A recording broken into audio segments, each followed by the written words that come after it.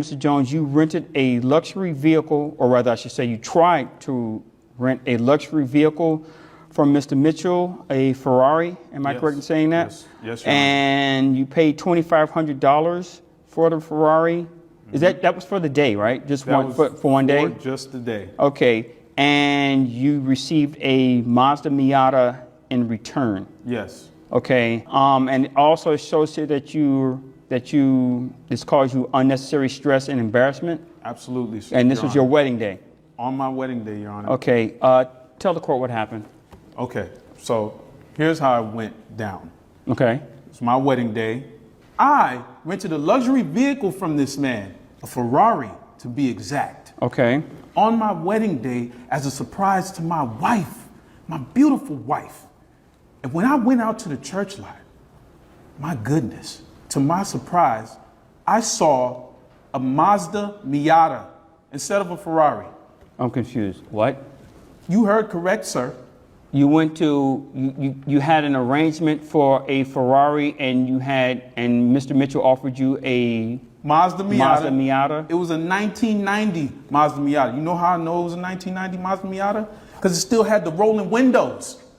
Okay. This was a convertible. Okay. Give me a second, sir. Give me a second, sir. Okay. Did you accept the vehicle? Even when I tried to start the car to rectify the situation, I turned on the keys to the ignition. The car did not start. So we had to take a ride share to the wedding reception. Okay. I want to make sure I understand this correctly. You get married to your wife. Mm-hmm.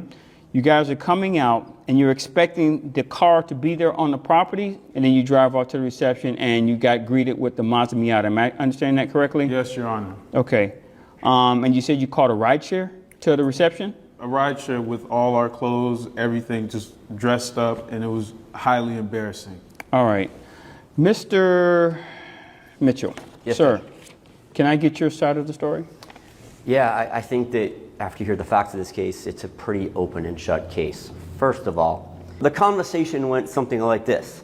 I said, "Hello, sir, would you like to rent a car?" And he said, "Yeah, that's what I'd be talking about. That'd be popping off." Oh my And gosh. I said, "What kind of automobile would you like?" You're like, "Yo, you know what I'm saying, fam, I want something cap, no cap. I want to hit that and quit it."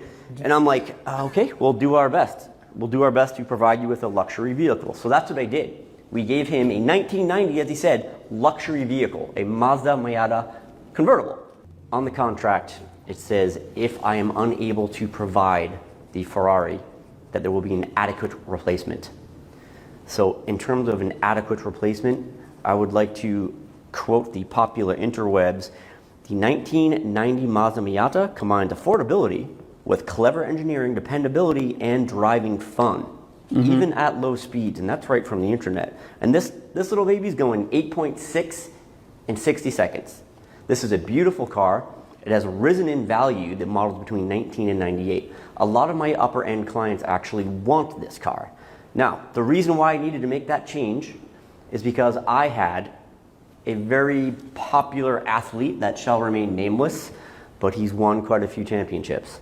Okay. And he offered me an extra $1,000 to go ahead and assume that Ferrari. Luckily, it's in the contract, and this was explained that I reserve the right to alter the contract. Okay.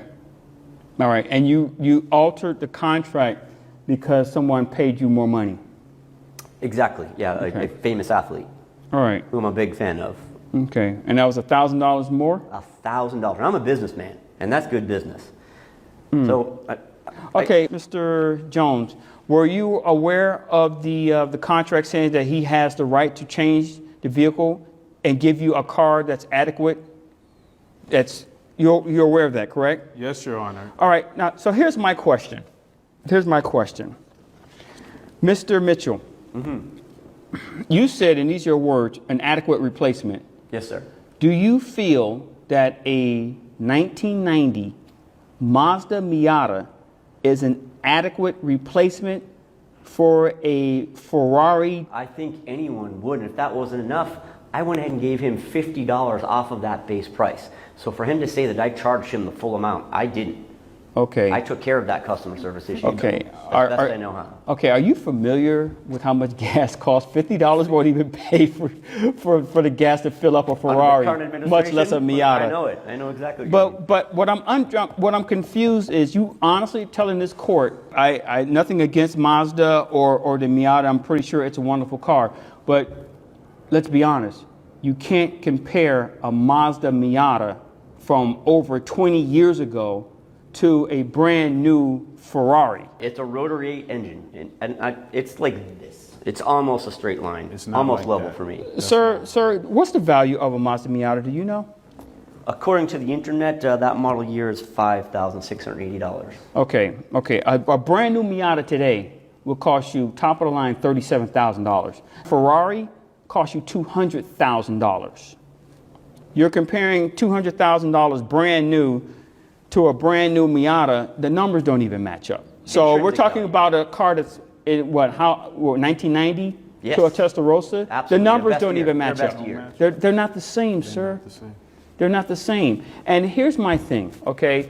If you knew that you couldn't produce it, and I understand it's a business thing, I understand you can change the contract at any time. But if you made this deal with someone else and you couldn't produce it, why didn't you have the courtesy to call him and say, hey, you know what?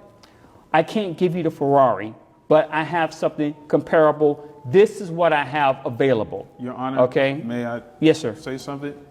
Now, he did promise to resolve the issue, but every time I called him, he never answered the phone. I felt like a bill collector. I was calling him all the time, texting him everything. He never answered the phone.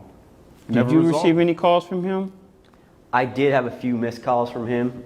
Did you bother to return those calls to see what his concern was?